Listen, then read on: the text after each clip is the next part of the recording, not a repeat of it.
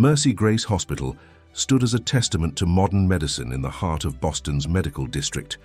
Its gleaming glass facade reflected the morning sun, casting prisms of light across the manicured grounds where a fleet of luxury vehicles regularly deposited the city's elite. On the fifth floor, behind a set of secure doors that required special clearance, the intensive care unit housed the most critical patients, those hanging between life and uncertainty. And in the most closely monitored room of all, 24-year-old Ethan Chandler lay motionless, connected to machines that beeped and hummed in a rhythmic symphony that had become the soundtrack to his father's nightmares.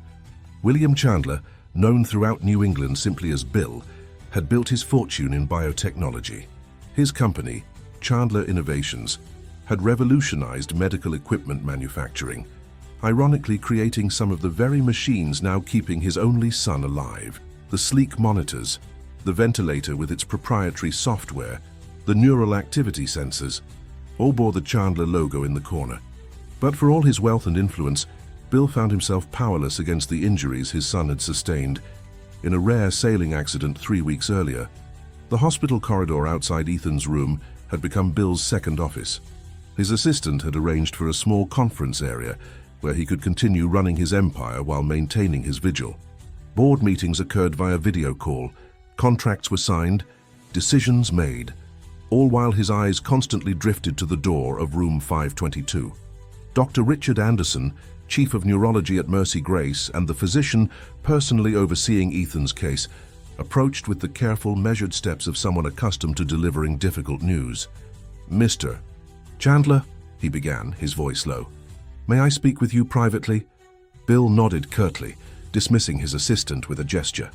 They entered a small consultation room adjacent to the waiting area.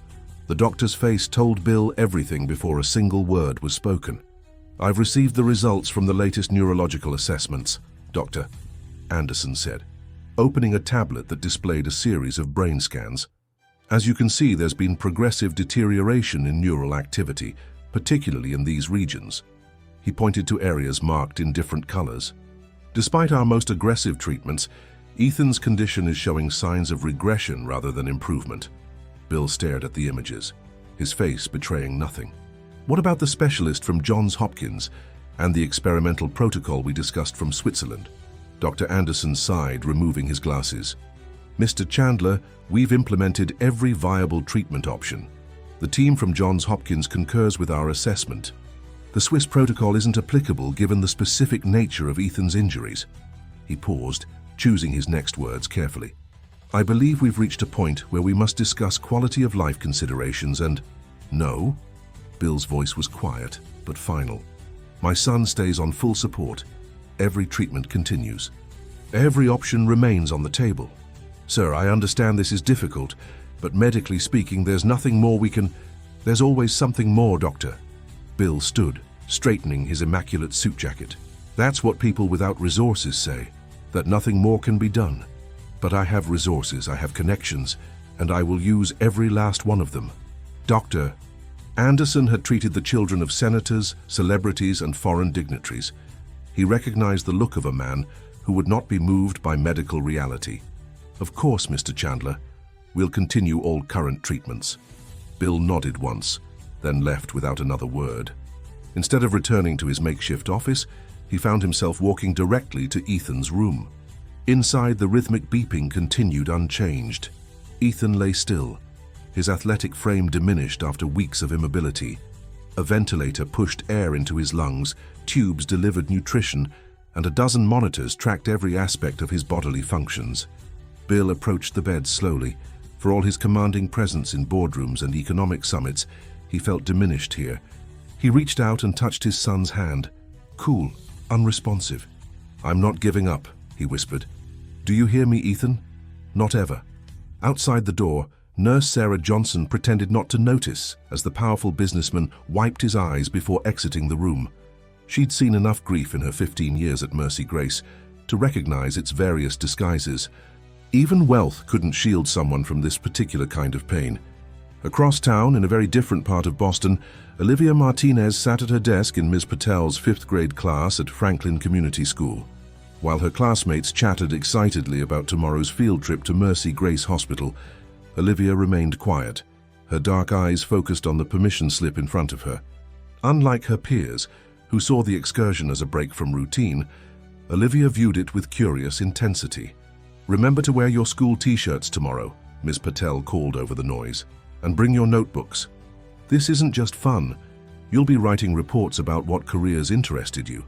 Olivia carefully placed the signed permission slip, her grandmother's shaky signature at the bottom, into her folder. Hospitals fascinated her, though not for the reasons that interested her classmates.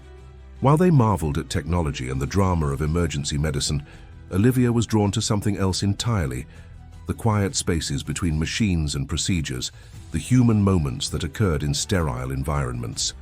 Her grandmother called it her old soul. Teachers called it maturity beyond her years. Olivia herself didn't think about it much. It was simply the way she saw the world. At 10 years old, she'd already experienced enough to understand that institutions, schools, hospitals, government offices, operated on rigid systems that often missed the most important details. The next morning dawned grey and rainy, matching the somber mood that had settled over the 5th floor of Mercy Grace. Dr. Anderson had scheduled a meeting with Bill Chandler that would effectively end all false hope. The latest scans had confirmed what the medical team already knew. Ethan Chandler's condition was irreversible. No amount of money or influence could change that medical reality. As Bill sat in the consultation room, Dr. Anderson delivered the final verdict. "Mr. Chandler, I'm deeply sorry, but we've exhausted every medical option. Ethan's brain activity continues to decline despite our most aggressive interventions. At this point, we need to discuss comfort measures and—" "No." Bill's voice was soft but unyielding. "Keep everything as it is. Every machine, every treatment until the very end." Dr. Anderson started to speak, then stopped. He'd said everything medical science could offer. Now it was simply about a father's grief. "Of course, Mr. Chandler. We'll continue as you wish." Bill stood, looking past the doctor rather than at him. "Thank you." He walked out, down the corridor, and into the private bathroom where no one could witness his moment of complete breakdown. He pressed his forehead against the cool tile wall and, for the first time since the accident, allowed himself to cry. When he emerged 10 minutes later, his face was composed, his suit unwrinkled, his authority firmly back in place. "Cancel my meetings for the remainder of the day," he told his assistant. "I'll be working remotely." Then he disappeared into the elevator, leaving the hospital staff to exchange knowing glances.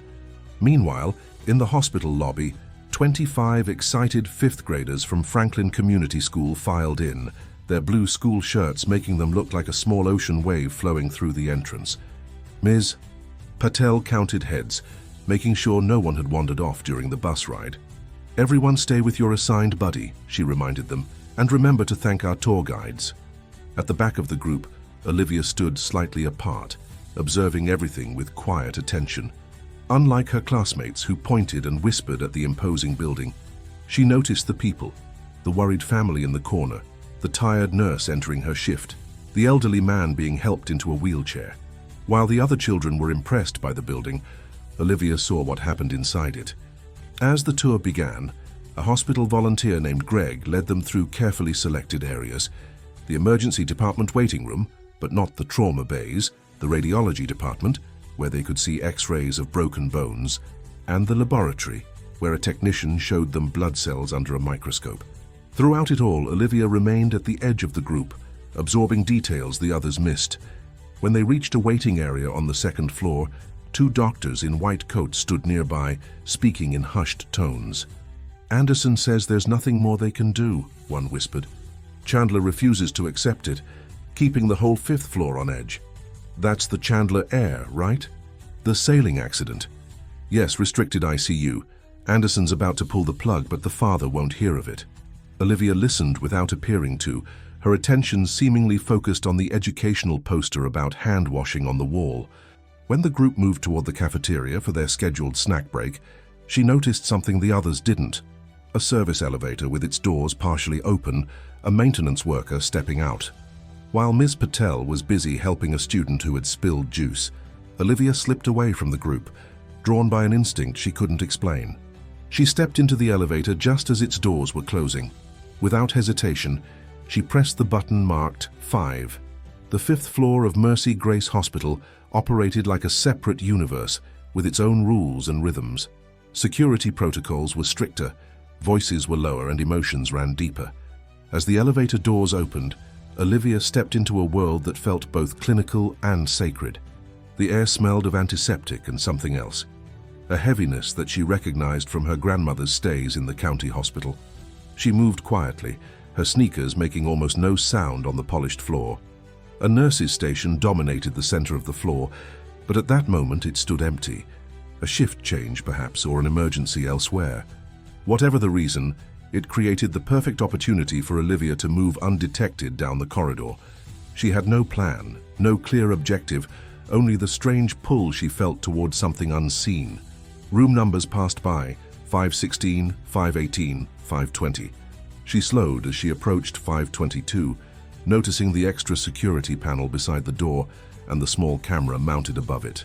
Something about this room was different, important. The door was slightly ajar, a rare breach in protocol that would later be attributed to a nurse who'd been called away suddenly to another patient. Through the narrow opening, Olivia could see machines, monitors, and a still form on the bed. She hesitated only briefly before slipping inside. The room was larger than she'd expected, with equipment she'd never seen before. The walls were a soft blue with abstract art hanging in carefully chosen places. A leather sofa sat against one wall, clearly meant for visitors. But what captured Olivia's attention was the young man on the bed.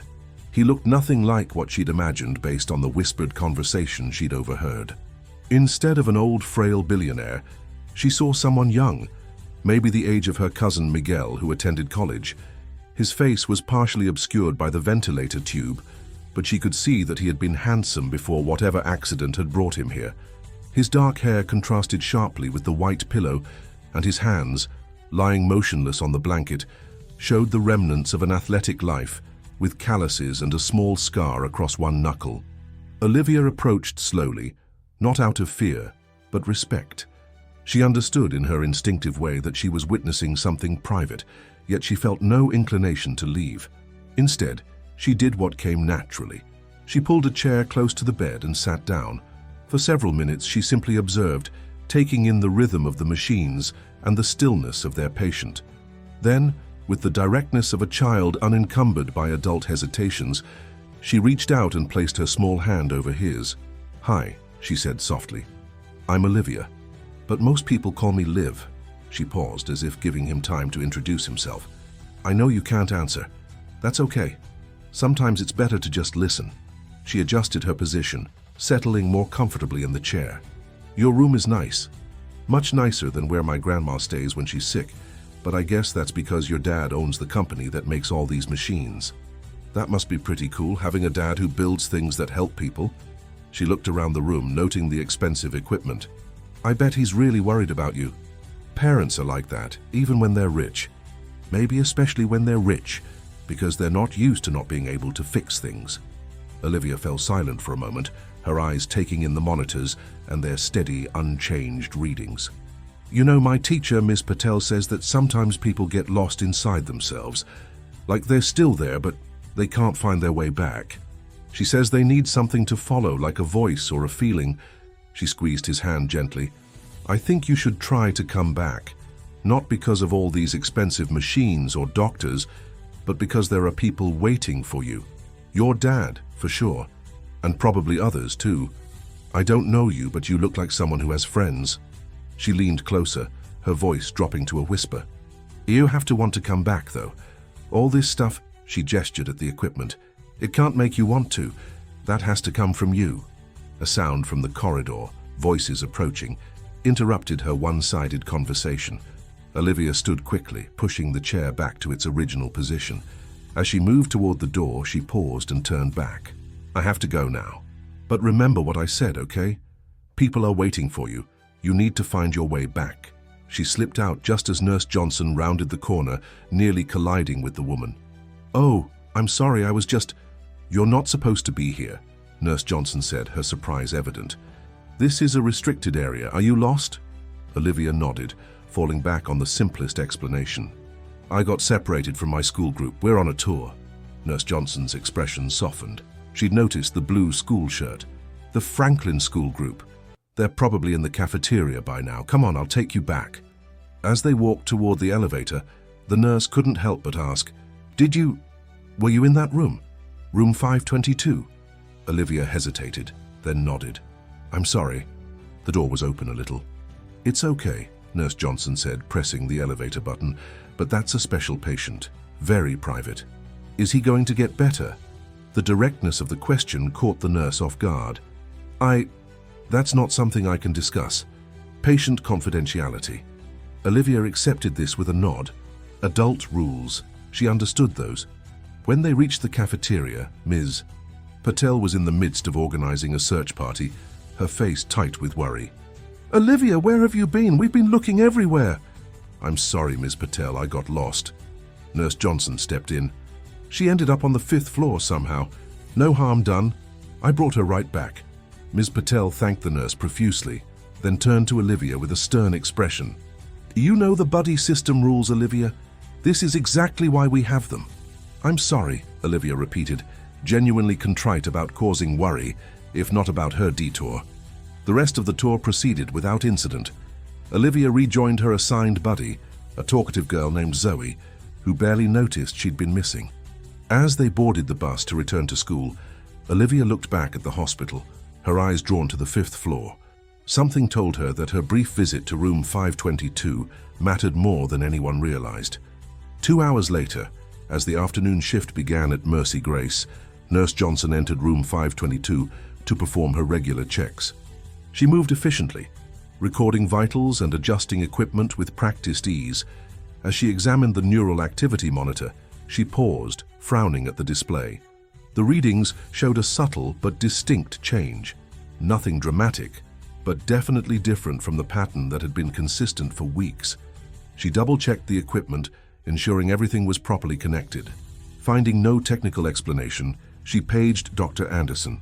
What am I looking at, Sarah? Dr. Anderson asked minutes later, studying the monitor with intensity. This change occurred approximately 2 hours ago, Nurse Johnson explained.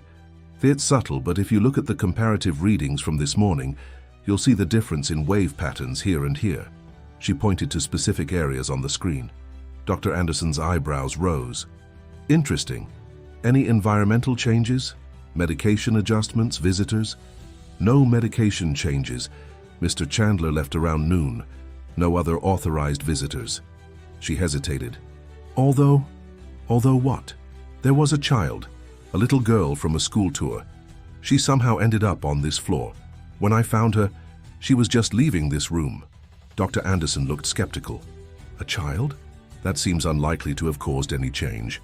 I know, but the timing aligns perfectly with these readings, and sir, children sometimes have effects we can't explain. I've seen it before. The doctor remained doubtful but professional. Let's run a full neural scan and pull the security footage from the room. I want to see exactly what happened during that time period.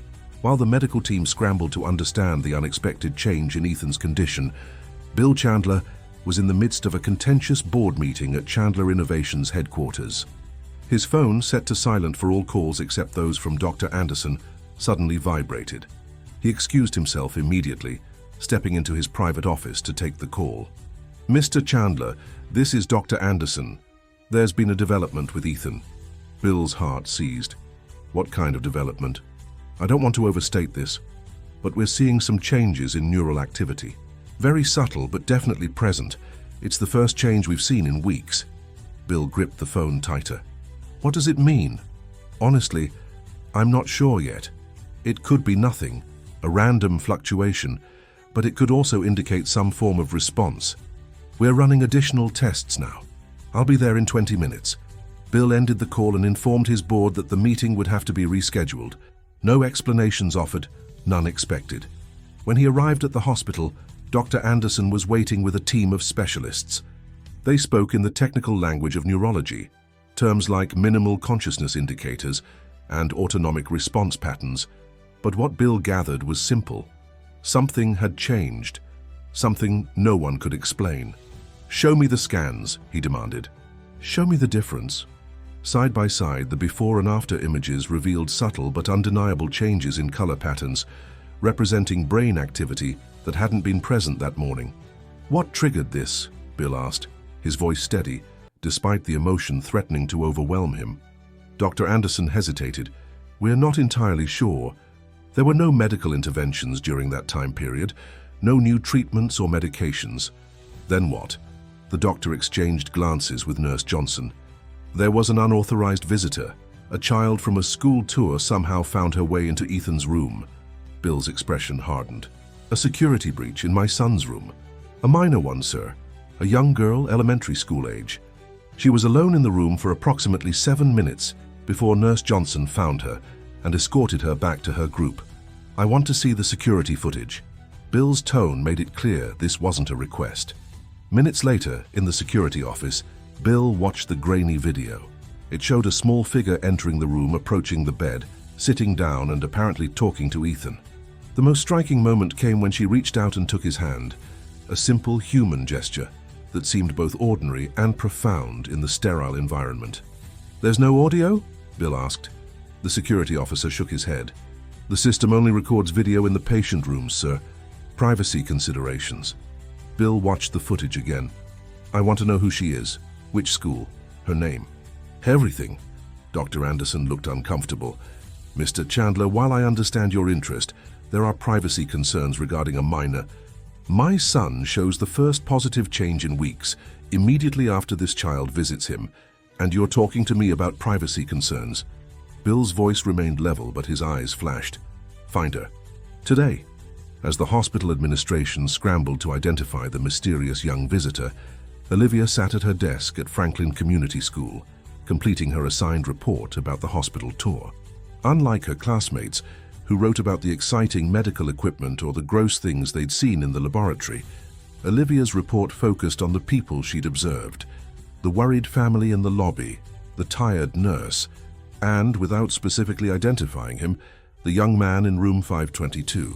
Some patients need more than medicine, she wrote in her careful handwriting. They need to remember that people are waiting for them to come back.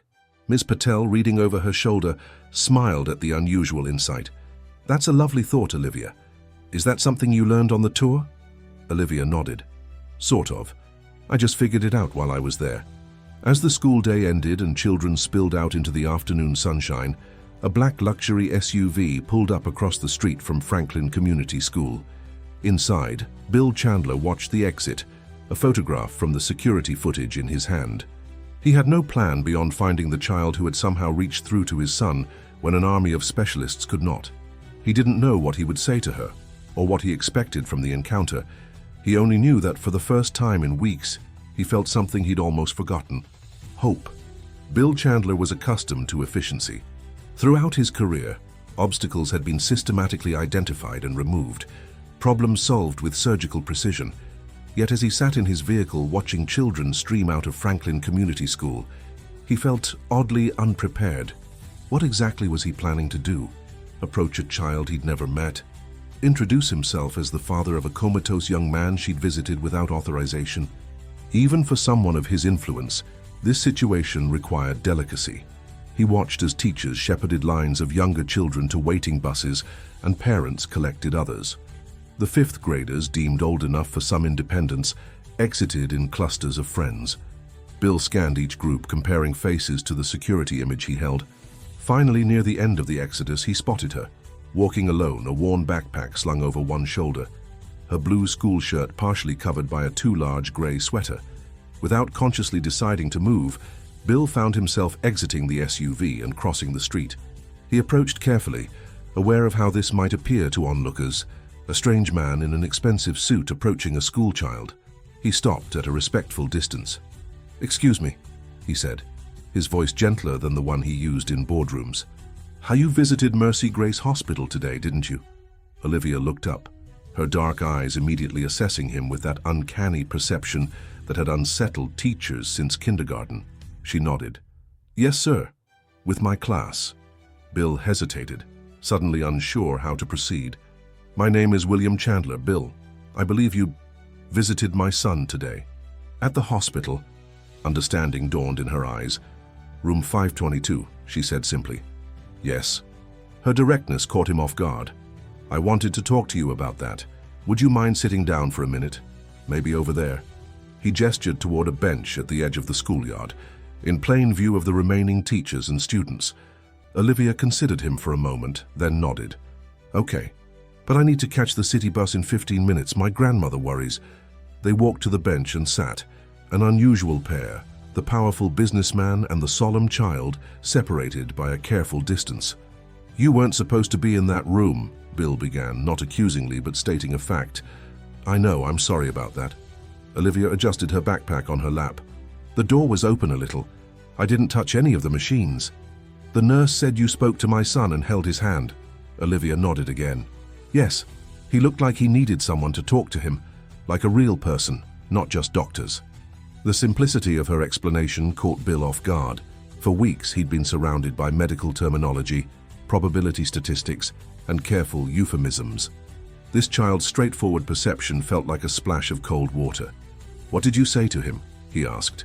Olivia looked down at her hands, suddenly shy. Just that people were waiting for him, that he needed to find his way back, that all the machines couldn't make him want to come back. He had to want it himself. Bill felt something catch in his throat. "Why would you say that to someone you don't know?" She shrugged. "Because it seemed true. My grandmother says sometimes strangers can say things family can't, because they don't have all the complicated feelings mixed in." She looked up at him with those disconcertingly perceptive eyes.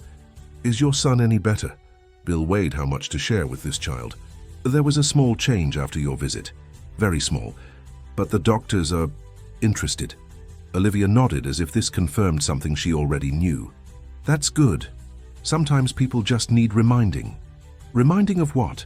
"That they're still connected to people, that they matter to someone." She glanced at her watch, a child's digital model with a fraying band. "I should go now. My bus comes at 3:45. Bill found himself not wanting to end the conversation. "I could give you a ride home, with your grandmother's permission, of course." Olivia shook her head. "No, thank you. Grandma says not to get in cars with people she hasn't met, even if they seem nice, no exceptions." She stood, adjusting her backpack. "I hope your son gets better, Mr. Chandler." Bill stood as well. "Wait, would you consider visiting him again, officially this time, with proper permission?" The request surprised him as much as it seemed to surprise her. He quickly added, "Only if your grandmother approves, of course. I could speak with her." Olivia considered this, her expression serious. "Maybe. I'll ask her tonight." She reached into her backpack and tore a sheet from her notebook, writing on it with careful precision. "This is our phone number. You can call after 6. Grandma will be home from work then." Bill accepted the paper, feeling oddly humbled by this exchange. "Thank you, Olivia." "Most people call me Liv," she said, then added, "What's your son's name?" The question caught him off guard. In his mind, Ethan had become the patient, defined by his condition rather than his identity. "Ethan," he said, the name feeling strange on his tongue after weeks of medical discussions. "His name is Ethan." Liv nodded. "That's a nice name. Tell Ethan I said hello." With that, she turned and walked toward the bus stop, a small figure moving with purpose. Bill watched until she disappeared around the corner, then looked down at the paper in his hand. 7 digits written in the careful handwriting of a child who understood the importance of being precisely understood. That evening, in a modest apartment in Dorchester, Eleanor Martinez listened with growing concern as her granddaughter explained the day's events. At 67, Eleanor had raised 3 children of her own before taking on the responsibility of her granddaughter after her daughter's difficult divorce and subsequent struggles. She had the weathered hands of someone who had worked hard all her life, currently as a housekeeper at a downtown hotel, and the watchful eyes of a woman who had seen enough of the world to be cautious. "So, this man, this rich man, he wants you to visit his son in the hospital again?" she asked in Spanish, the language she still preferred for important conversations. "Yes, abuela. His son is very sick. I think he's not waking up." Olivia answered in the same language, switching effortlessly as she always did with her grandmother. "And why does he think your visit would help?" Eleanor's tone was skeptical. "I don't know exactly, but something changed after I talked to his son. The doctors noticed." Eleanor sighed, rubbing her temples. "Nina, you know better than to wander away from your class. What were you thinking?" Olivia looked down. "I'm sorry, abuela. I just felt like I needed to go there." Elena recognized that expression. Her granddaughter had always had an unusual intuition, a sense about people and situations that defied her young age. Some called it an old soul. Elena's mother would have called it a gift. Whatever it was, Elena had learned to trust it, even when it led to unconventional situations like this one. This man, he will call tonight. Yes, after 6. Elena glanced at the clock. 10 minutes to 6. She stood and smoothed her dress, a habitual gesture before meeting anyone, even on the phone. Well, we will hear what he has to say. But Olivia, remember, no matter how rich or important someone is, you don't have to do anything that doesn't feel right to you. Understand? Olivia nodded. Yes, Abuela. At precisely 6 o'clock, the phone rang. Elena answered, her voice formal and cautious as she spoke with Bill Chandler. She listened more than she spoke, asking pointed questions about the proposed visit. When, where, for how long, and who would be present. Throughout the conversation, she watched her granddaughter, who pretended to do homework, while obviously following every word. After nearly 15 minutes, Elena said, "Mr. Chandler, I need to discuss this with my granddaughter. We will call you back within the hour." She hung up and turned to Olivia. "He sounds sincere. He says his son showed the first improvement in weeks after your visit. The doctors can't explain it." She sat down at their small kitchen table. "What do you think, Nina? Do you want to visit this young man again?" Olivia considered the question with the seriousness Elena had come to expect from her. "Yes, I think he needs someone to talk to him who isn't scared about him not waking up. The doctors and his dad, they're all too worried. It makes it hard for him to hear them." Eleanor smiled despite herself. Sometimes her granddaughter's insights still surprised her. "Okay, but I will come with you. But I will come. And only for a short visit." At Mercy Grace Hospital, the atmosphere on the 5th floor had shifted. The sense of impending finality had been replaced by cautious, tentative hope. Dr. Anderson had ordered additional tests, bringing in specialists who reviewed the subtle but undeniable changes in Ethan's neural patterns. "It's not a dramatic improvement," he explained to Bill in the conference room that had become their regular meeting place, "but it's the first positive indicator we've seen since the accident. These patterns here," he pointed to colorful areas on the scan, "suggest some form of response to external stimuli." "And you believe this child's visit triggered it?" Bill asked, still struggling to connect the dots between a 10-year-old girl's brief visit and his son's first signs of improvement. Dr. Anderson chose his words carefully. "Medically, I can't explain the correlation, but the timing isn't compelling. There were no other changes in treatment, environment, or care during that period." He leaned back in his chair. "There's significant research on the impact of human connection on comatose patients. Voice, touch, familiar presences. These can sometimes reach patients when medical interventions cannot. But typically it's family members or close friends who provide that connection, not random school children," Bill said. "Exactly, which makes this situation unusual. But, Mr. Chandler, in my 27 years of practice, I've witnessed enough unexplainable recoveries to maintain a healthy respect for what we don't understand about consciousness and healing." Bill nodded, turning the security photo of Olivia in his hands. "She's coming back tomorrow with her grandmother's supervision. I've arranged it. If Dr. Anderson was surprised by this development, he didn't show it.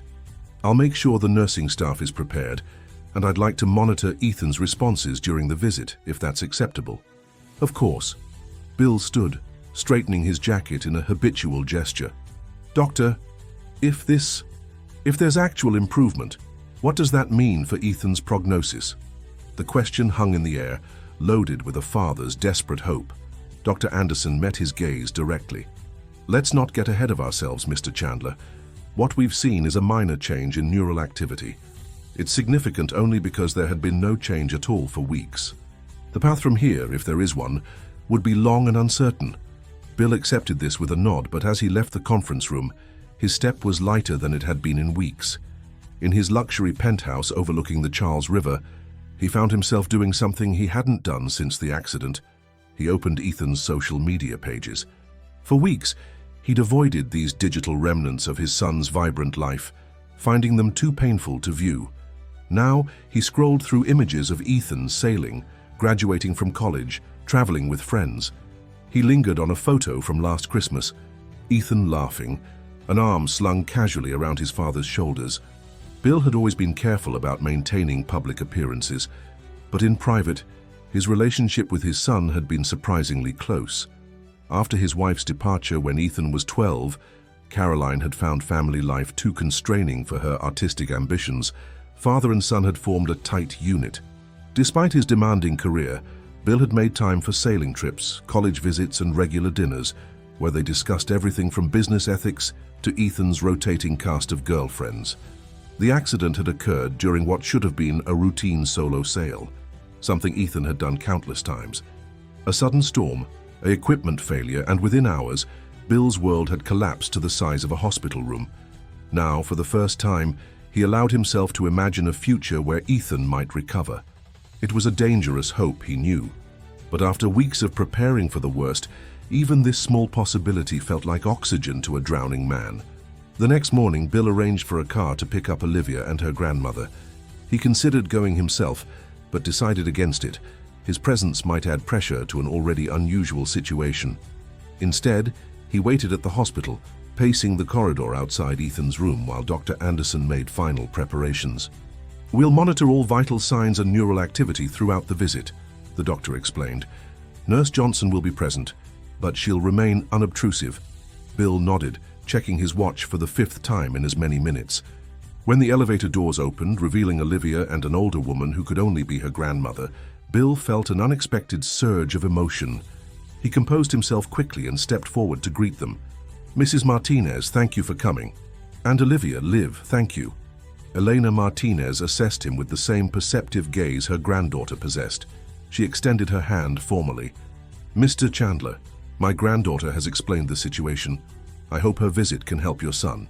Bill led them to Ethan's room, where Dr. Anderson waited. The doctor introduced himself and explained the monitoring equipment in simplified terms. Elena listened attentively, asking several pointed questions about what exactly they expected from her granddaughter. "We are simply observing, Mrs. Martinez," Dr. Anderson assured her. "Liv is free to interact with Ethan however she feels comfortable. There's no procedure, no expectations." Elena nodded, seemingly satisfied. She turned to Olivia. "Are you sure about this, Nina?" Olivia looked at the still figure on the bed, then back at her grandmother. "Yes, Abuela, I'm sure." With that settled, Nurse Johnson arranged chairs near Ethan's bed. Bill started to step forward, but Dr. Anderson placed a gentle hand on his arm. "Perhaps we should give them some space initially," he suggested quietly. "The monitors will tell us if there's any change." Reluctantly, Bill followed the doctor to the observation area adjacent to the room, where screens displayed Ethan's vital signs and neural activity in real time. Through the window, they could see Olivia approaching Ethan's bed, with the same calm certainty she'd shown in the security footage. As they watched, she took a seat beside him, and without hesitation, reached for his hand. "Hi, Ethan," Olivia said, her voice clear in the quiet room. "It's Liv again. I came back to see you." She settled more comfortably in the chair, seemingly unbothered by the medical equipment surrounding them or the watchful eyes of the adults. Eleanor stood a few paces back, giving her granddaughter space while maintaining a protective presence. "Your dad invited me this time, so I'm not breaking any rules," Olivia continued, a hint of a smile in her voice. "He seems nice. Worried about you, but nice." She looked at Ethan's face, studying his features with the direct gaze of childhood. "I brought something to show you." She reached into her pocket and pulled out a small, smooth stone, blue-gray with flecks of white. "I found this at Carson Beach last summer. It's my thinking stone. I hold it when I need to figure something out." She placed it gently in Ethan's unresponsive palm, then closed his fingers around it. "You can borrow it. Maybe it will help you find your way back." In the observation area, Dr. Anderson watched the monitors with growing interest. The neural activity display showed subtle but definite changes, similar to the patterns they'd observed after Olivia's first visit, but more pronounced. "Look at this," he said quietly to Bill, pointing to a specific area of the screen. "This suggests response to auditory stimuli. And here," he indicated another pattern, "possible tactile processing." Bill stared at the colored patterns, trying to translate their significance. What does it mean? It means he may be hearing her, feeling her touch. Dr. Anderson's voice remained professionally measured, but his excitement was evident. The brain is responding, even if he can't show it externally yet. Back in the room, Olivia continued her one-sided conversation, unaware of the impact her presence was having. My teacher, Ms. Patel, says people in comas can sometimes hear everything around them. They just can't answer back. Is that true for you? Can you hear all the doctors and your dad talking? She adjusted her grip on his hand, now holding both his hand and the stone between them. If you can hear me, that's good. But you need to do more than just listen. You need to try to come back. She leaned closer, her voice dropping to a confidential tone. I think maybe you're scared. That's okay. I'd be scared too. But staying lost inside yourself is probably scarier in the long run, don't you think? In the observation room, one of the monitors suddenly emitted a soft beep. Dr. Anderson stepped closer, his expression shifting from interest to astonishment. His heart rate is increasing, he murmured, and look at the EEG patterns. They're shifting towards something closer to consciousness. Bill pressed a hand against the glass. What should we do? Nothing yet, Dr. Anderson cautioned. Let's see where this goes. Any intervention might disrupt whatever connection is forming. Olivia, unaware of the changes she was causing, continued speaking. My grandma says that sometimes people get lost because they're trying to protect themselves from something painful, but she also says that staying lost means missing all the good things too. She looked thoughtfully at Ethan's face. I bet you had lots of good things. You look like someone who did fun stuff. Your dad seems like he misses talking to you. She gently squeezed his hand. I think you should try. Just try to move something small, maybe your finger, or just think really hard about waking up. That might be enough to start. As if responding to her suggestion, the monitors showed another shift in neural activity. Patterns that had been muted for weeks now pulsed with new energy. Dr. Anderson motioned to Nurse Johnson, who quietly entered the observation area. Prepare for possible responsive movements, he instructed in a hushed tone. Alert the neurological response team, but tell them to stand by. No intervention unless I signal. Nurse Johnson nodded and slipped out. Bill watched, barely breathing, as his son's monitors continued to show increasing activity. In the room, Eleanor noticed a subtle change in the atmosphere. The machines seemed more active, their soft beeps more frequent. She stepped closer to her granddaughter, placing a gentle hand on her shoulder. Nina, she said softly, I think something is happening. Olivia nodded without looking up. I know, Abuela. He's listening. She turned her attention back to Ethan. Everyone's getting excited because the machines are beeping more. That's good. It means you're trying. She leaned even closer, her voice now just above a whisper. But you need to do more than make machines beep. You need to show them you're really here. She placed her other hand over his, the stone now completely enclosed between their palms. Try to squeeze my hand or move your finger just a little bit, to show them you're trying to come back. The room fell silent except for the rhythmic sounds of the medical equipment. Eleanor watched her granddaughter with a mixture of wonder and concern. She had always known Olivia had a special quality, a sensitivity that went beyond normal perception, but seeing it manifest in this clinical setting was both confirming and unsettling. Dr. Anderson stepped quietly into the room, moving to check the bedside monitors. His practiced eyes scanned the displays, noting changes too subtle for laypeople to interpret. What he saw made him signal to another nurse waiting outside. Page Dr. Winters and the neurological response team, he said in a low voice. Tell them we have potential emergence indicators. Bill entered the room, his eyes fixed on his son's face. After weeks of stillness, he thought he detected the faintest movement, a slight flutter of eyelids, a barely perceptible twitch at the corner of his mouth. Or perhaps it was just desperate hope creating illusions. Olivia seemed oblivious to the growing tension in the room.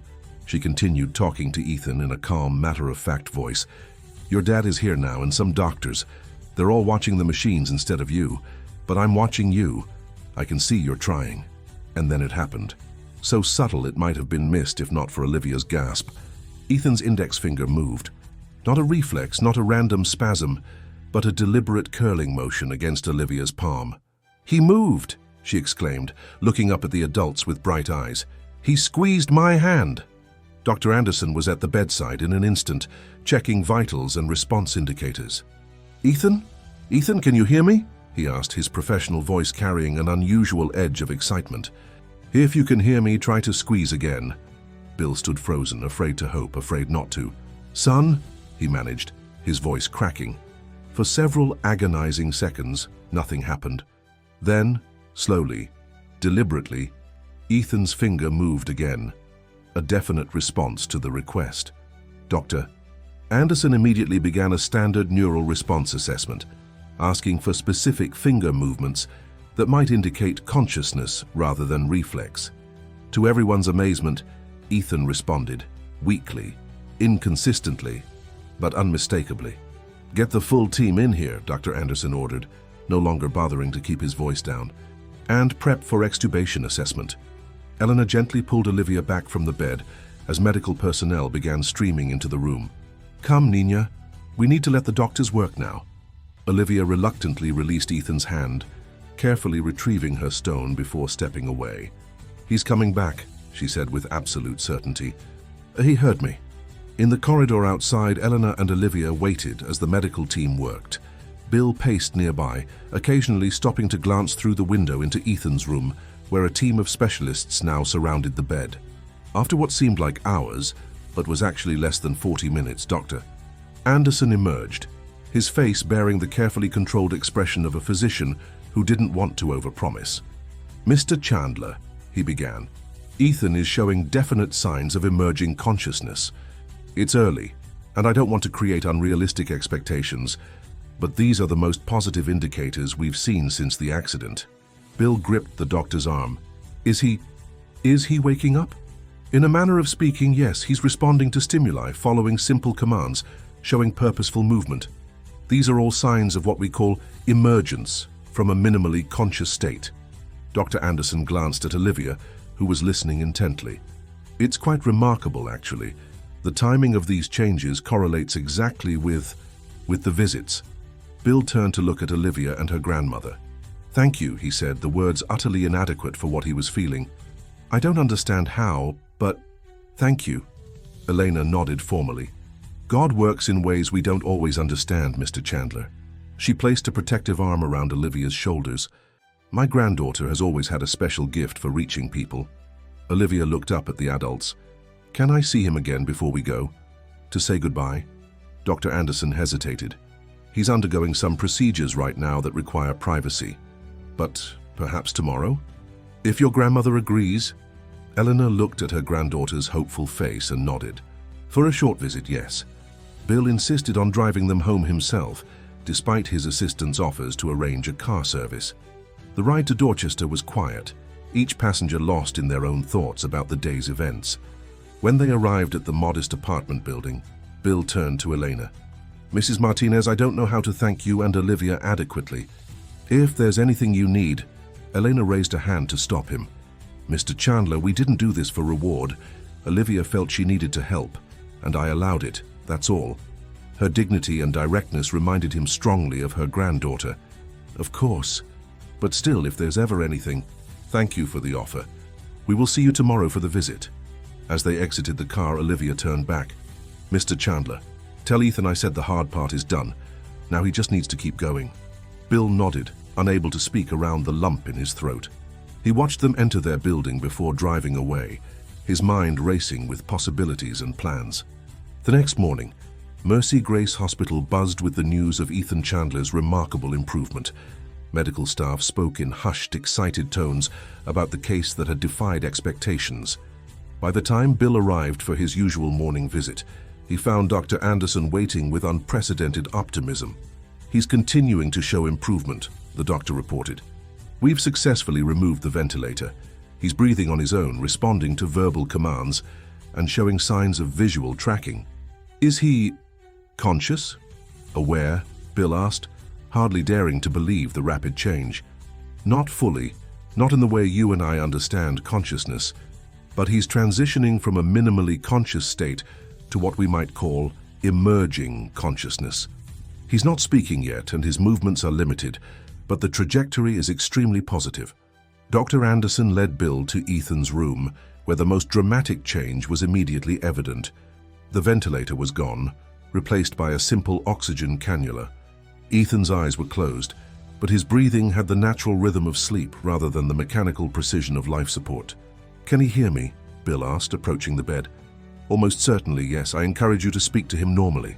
Bill sat in the chair beside the bed, the same chair where Olivia had sat, and tentatively reached for his son's hand. "Ethan, it's Dad. I'm here." For a moment, there was no response. Then slowly, Ethan's eyelids fluttered and opened partially. His gaze was unfocused at first, then gradually shifted toward the sound of his father's voice. "That's it, son, I'm right here." Bill squeezed his hand gently. "You're doing great." Dr. Anderson observed from a discreet distance, making notes on his tablet. "Try asking him for a specific response," he suggested. "Something simple." Bill nodded. "Ethan, can you squeeze my hand? Just a little squeeze to let me know you hear me." The seconds stretched out painfully. Then, almost imperceptibly at first, Ethan's fingers curled against his father's palm. The movement was weak but unmistakably intentional. Bill looked up at Dr. Anderson, his eyes bright with unshed tears. "He did it. He squeezed my hand." The doctor nodded, allowing himself a rare smile. "Excellent. This is very encouraging." Throughout the morning, specialists came and went, conducting assessments and tests. Each confirmed what was becoming increasingly clear. Ethan Chandler was finding his way back to consciousness through a path that medical science couldn't entirely explain. By early afternoon, when Olivia and her grandmother arrived for their promised visit, the atmosphere in room 522 had transformed from one of clinical resignation to cautious celebration. Dr. Anderson met them in the lobby, explaining the changes they would see. "Ethan has made significant progress since yesterday," he told them. "He's breathing on his own now, showing purposeful movements and responding to simple commands. It's quite remarkable." Olivia nodded as if this were exactly what she had expected. "Is he talking yet?" "No, not yet. That may take more time, but he's definitely aware of his surroundings to some degree." When they reached Ethan's room, Bill was waiting outside.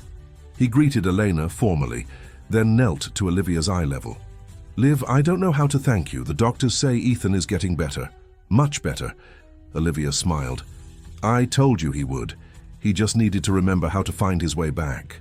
Bill straightened, composing himself. "He's been asking for you, not with words, but by getting agitated whenever we mention the girl who visited. Would you like to see him now?" Olivia nodded eagerly. Inside the room, the difference was striking. Though Ethan still lay in the same bed, surrounded by monitoring equipment, the oppressive sense of limbo had lifted. His eyes were open, moving slowly to track movement in the room. When Olivia approached, those eyes fixed on her with unmistakable recognition. "Hi, Ethan," she said, resuming her place in the now familiar chair. "You look better today." She reached for his hand naturally, as if they were old friends. "I knew you could do it." To everyone's astonishment, Ethan's lips moved, forming what might have been a silent, "Hi, Doctor." Anderson stepped forward, his professional composure momentarily forgotten. "Ethan, are you trying to speak?" Ethan's gaze remained fixed on Olivia, but he gave a slight nod in response to the doctor's question. Dr. Anderson turned to Bill. "This is unexpected. Vocalization typically comes much later in recovery." Bill barely heard him, transfixed by the silent communication occurring between his son and this remarkable child. Olivia spoke again, her voice clear and direct. "Everyone's really excited that you're waking up. They didn't think you would, but I knew better." She squeezed his hand. "Do you still have my stone?" Ethan's fingers moved weakly as if searching for something. Nurse Johnson stepped forward. "It's here," she said, retrieving a small container from the bedside table. "We kept it safe during the procedures." She placed the blue-gray stone in Ethan's palm. His fingers closed around it and his lips moved again. This time a faint sound emerged, a hoarse whisper that might have been thanks. The monitors showed increased activity, but now it was the positive indicators of a brain re-engaging with the world rather than the alarming signals of distress. Dr. Anderson made notes rapidly, documenting what was quickly becoming one of the most remarkable recovery cases in his career. For the next 20 minutes, Olivia talked to Ethan as if they were longtime friends catching up after an absence. She told him about her school, her grandmother's cooking, and the book she was reading. Throughout it all, Ethan remained focused on her, occasionally responding with slight movements or attempted words. The adults watched in wonder, medical staff slipping in and out to witness what was increasingly being called the miracle in 522. Finally, Elena gently reminded Olivia that they needed to leave. "Ethan needs to rest, Nina. And you have homework." Olivia nodded reluctantly. "I have to go now," she told Ethan. "But I'll come back if you want me to." Ethan managed another whispered sound that everyone interpreted as affirmative. Olivia stood, but before leaving, she leaned close and said something too quiet for the others to hear. Ethan's response was the first smile, faint but definite, that had crossed his face since the accident. As they prepared to leave, Bill pulled Dr. Anderson aside. "What happens now?" he asked. "What's the prognosis?" The doctor chose his words carefully. "Recovery from conditions like Ethan's is unpredictable. Some patients plateau at partial recovery, while others continue to improve over months or even years." He glanced at Ethan, who was now resting with his eyes closed, the stone still clutched in his hand. "But I've never seen a case quite like this. The rapidity of emergence, the apparent catalyzing effect of these visits. We're in uncharted territory." Bill nodded, then made a decision. "I want to establish a foundation," he said abruptly, "for research into consciousness, recovery from traumatic brain injuries, the impact of human connection on healing, whatever you want to call it." Dr. Anderson looked surprised. "That's a significant undertaking. Make it happen, whatever resources you need. And I want a new pediatric wing at this hospital, state-of-the-art, but designed to be welcoming for children. Not just technically advanced, but human. Mr. Chandler, while I appreciate the sentiment, these decisions shouldn't be made in the heat of... This isn't impulsive, Doctor. This is clarity. For the first time in weeks, I see something clearly." Bill looked toward the door where Olivia and her grandmother were preparing to leave. "That child reminded me of something I'd forgotten. Something that matters more than all the technology and expertise money can buy." Dr. Anderson followed his gaze. "And what's that?" "That healing isn't just a medical process. It's a human one." With that, Bill walked over to thank Elena and Olivia once more before they departed. As they left, Nurse Johnson approached Dr. Anderson. "It's remarkable, isn't it?" she said quietly. "I've been a nurse for 15 years, and I've never seen anything quite like this." Dr. Anderson nodded, still processing the implications of what they'd witnessed. "There's more to medicine than what we can measure or explain. Sometimes I think we forget that." Back in Ethan's room, Bill resumed his place beside the bed. For the first time since the accident, he felt like he was truly sitting with his son, not just a body being maintained by machines, but Ethan himself, present and fighting his way back. He took his son's hand, careful not to disturb the stone still clutched in his fingers. "I'm here, son," he said simply, "and I'm not going anywhere." Ethan's eyes opened briefly, focusing on his father with newfound recognition. His lips moved, forming a word that Bill had to lean close to hear. "Dad." Just that. One syllable, barely audible. But in that moment, it contained everything. 6 months later, the Boston skyline glittered against a perfect autumn sky. At Chandler Tower, the headquarters of Chandler Innovations, the boardroom buzzed with anticipation. Executives checked watches and straightened ties, waiting for the quarterly meeting to begin. When Bill Chandler entered, the room fell silent, not from fear as it once might have, but from a new kind of respect. The transformation in the company's founder over the past half year had been as remarkable as it was unexpected. "Good morning," Bill said, taking his place at the head of the table. "Before we begin the formal agenda, I'd like to provide an update on the Chandler Foundation initiatives." Slides appeared on the wall screen, showing renderings of a new building taking shape on the Mercy Grace Hospital campus. The Ethan Chandler Center for Neurological Recovery will open next spring ahead of schedule. Dr. Anderson has assembled an international team of specialists who will not only provide treatment, but conduct groundbreaking research into consciousness and recovery pathways. The executives nodded, now accustomed to hearing about the foundation that had become Bill's passion project. What had initially seemed like a billionaire's emotional response to his son's accident had evolved into one of the most innovative medical research initiatives in the country. Additionally, Bill continued, the Children's Connection program has expanded to 15 hospitals nationwide. The preliminary data suggests significant positive outcomes in pediatric recovery rates where the program has been implemented. He clicked to the next slide, which showed children in a bright, cheerful space that looked nothing like a traditional hospital setting. The core premise that human connection plays a vital role in healing continues to prove valid across multiple treatment contexts. The Chief Financial Officer raised a hand. The board is fully supportive of these initiatives, Bill, but I should note that they now represent a significant allocation of company resources. Bill nodded. I'm aware. And the return on investment isn't something that will appear on our quarterly reports, but I believe it aligns with our long-term corporate values and, ultimately, enhances our brand in ways that marketing dollars never could. He closed the presentation. Now let's move to the formal agenda. As the meeting proceeded, Bill's mind occasionally drifted to the real reason he'd been up since dawn. Today was Ethan's first day back at the company. Not in his previous role as a junior executive being groomed for succession, but in a new position, created specifically to leverage his unique perspective.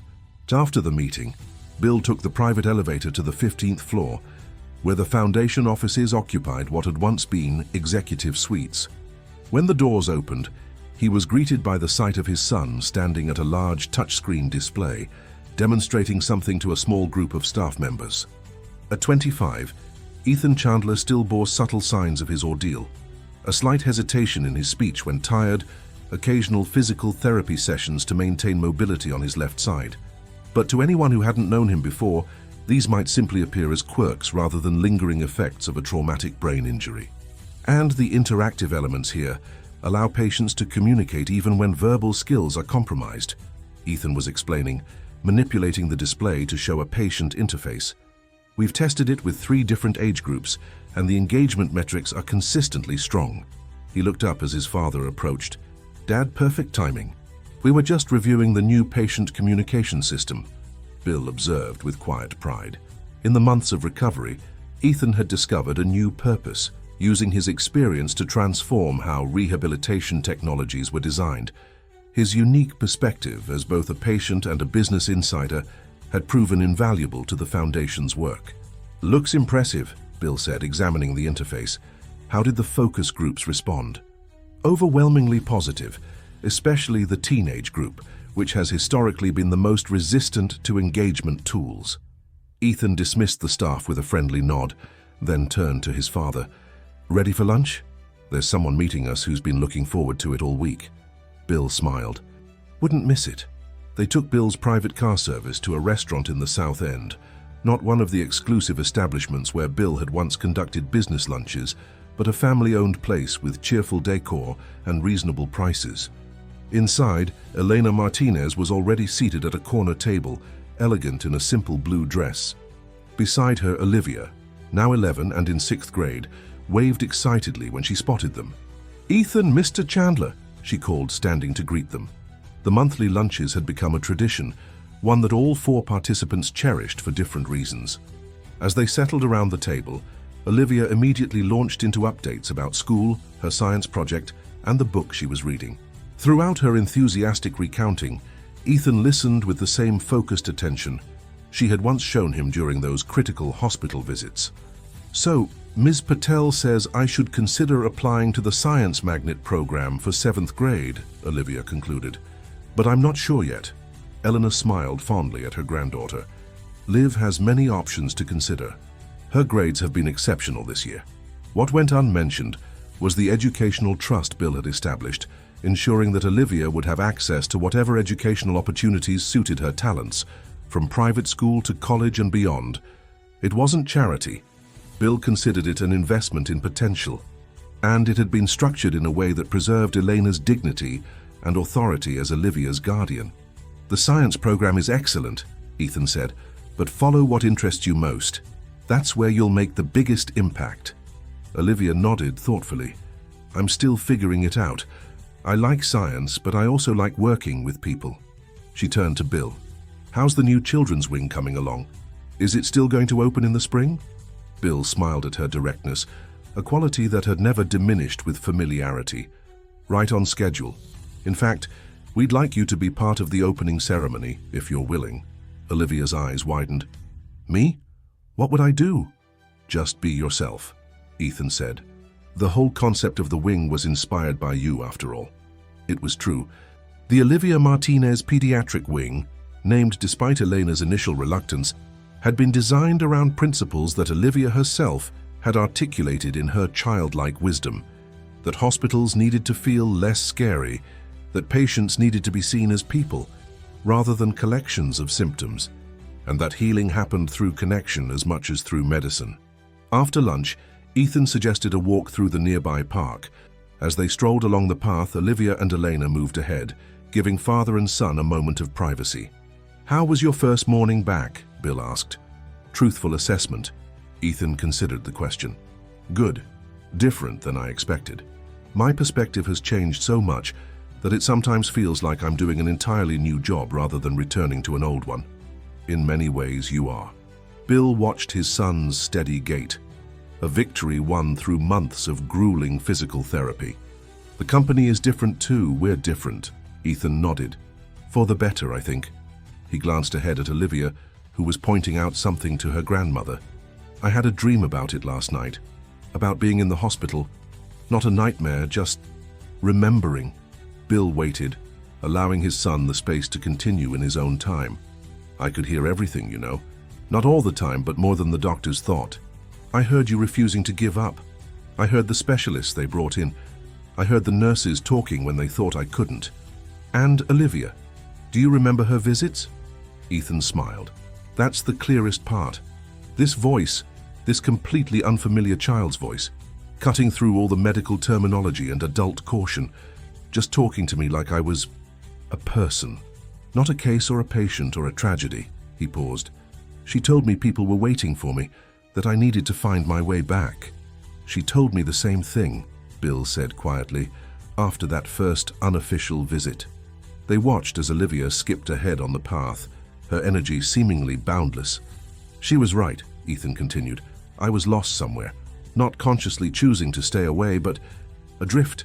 Her voice was like a beacon. They continued walking in companionable silence until they reached a small bridge over a duck pond. Olivia and Elena waited for them there. "Next week is my school's career day," Olivia announced as they approached. "Would you come and talk about the foundation, Ethan? Ms. Patel said I could invite a special guest." Ethan grinned. "I'd be honored. Should I bring the interactive displays?" "Yes, the other kids would love that." As they made plans for the school visit, Bill found himself reflecting on the strange, wonderful journey of the past year. The accident that had nearly taken his son had instead given birth to something new. Not just Ethan's recovery, but a transformation in Bill himself, in his company, and in how he viewed the purpose of his wealth and influence. The Chandler Foundation was now pioneering approaches to treatment that combined cutting-edge technology with fundamentally human elements of healing. The Children's Connection program was showing remarkable results across multiple hospitals, and plans were underway to extend similar concepts to elder care facilities, mental health treatment centers, and veterans rehabilitation programs. None of it would have happened without the moment a small girl had slipped away from her school group and found her way to room 522. As they walked back toward the restaurant where their cars waited, Bill noticed Ethan and Olivia deep in conversation. Despite their age difference and completely different backgrounds, they shared a unique bond, a connection forged in that hospital room that neither time nor circumstance could diminish. Elena fell into step beside Bill. "Your son is doing very well," she observed. "Yes." Beyond what any of the doctors predicted, Bill hesitated, then added, "We owe that to Olivia, to both of you." Elena shook her head. "No, Mr. Chandler. What happened was a gift, not a debt. Olivia was simply the messenger." She watched her granddaughter with knowing eyes. "She has always seen things others miss. My mother was the same way." When they reached the restaurant, Ethan knelt to be at eye level with Olivia. From his pocket, he removed a small blue-gray stone with flecks of white, the same thinking stone she had placed in his hand months ago. "I carry it with me everywhere," he told her. "Best loan I ever received." Olivia smiled. "You can keep it. I found another one that works just as well."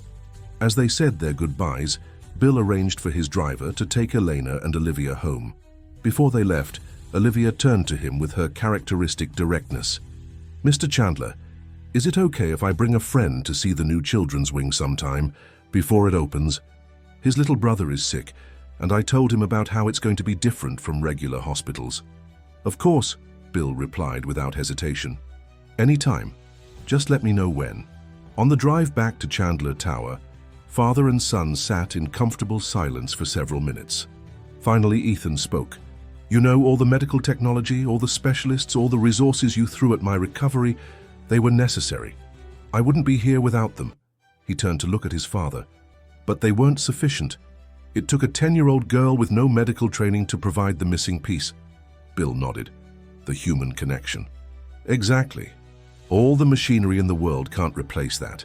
Ethan looked out at the Boston skyline, the view he had once thought he might never see again. "That's what the foundation is really about, isn't it? Not just better treatment, but better connection." "That's the vision," Bill agreed. "And speaking of the foundation, the board approved the expansion plans this morning. We're greenlit for the research center in Chicago and the training program for medical staff." Ethan smiled. "Olivia will be pleased. She's been asking about the expansion for weeks." "She keeps us accountable," Bill observed. "Reminds us why we're doing this in the first place." When they arrived back at Chandler Tower, Ethan headed to his office to prepare for an afternoon meeting. Bill made his way to his own suite, where his assistant waited with the afternoon schedule. "The architectural team for the Chicago facility is on standby for your call," she informed him. "And Dr. Anderson sent over the latest research protocols for your review." Bill nodded. "Thank you, Jessica. I'll take the call in 10 minutes. Left alone, he walked to the window that overlooked the city. In the distance, he could see the construction cranes at Mercy Grace Hospital, where the new wings were taking shape.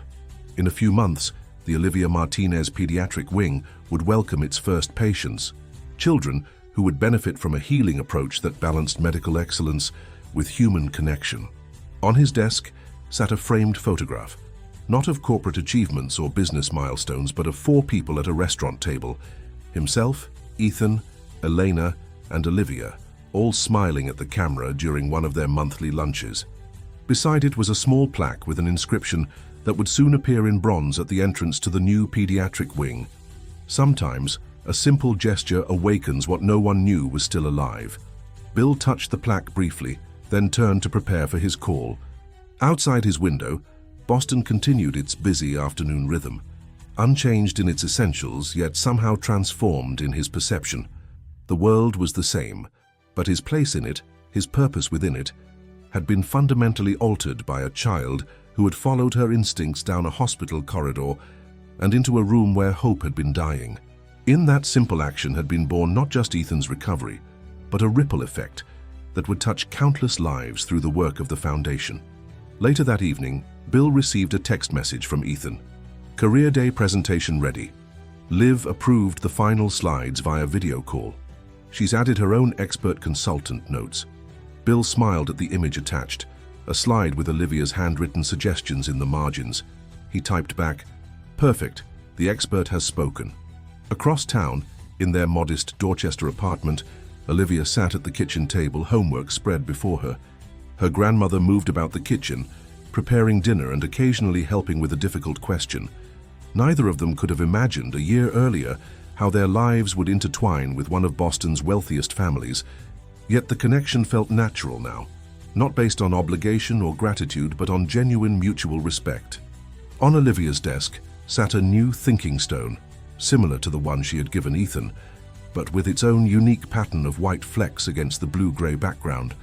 Beside it lay a brochure for the science magnet program she was considering for 7th grade, and a notebook where she had been drafting ideas for the children's wing opening ceremony. In her straightforward child's handwriting, she had written, "Hospitals can be scary, but they can also be places where amazing things happen.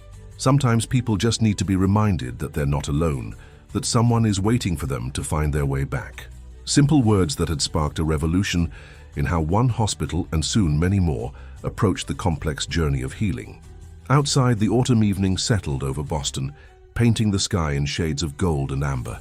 In different parts of the city, 4 lives that had been brought together by chance or fate or something else entirely continued their separate but now permanently interconnected journeys, each transformed by a moment of simple human connection that had awakened something profound within them all.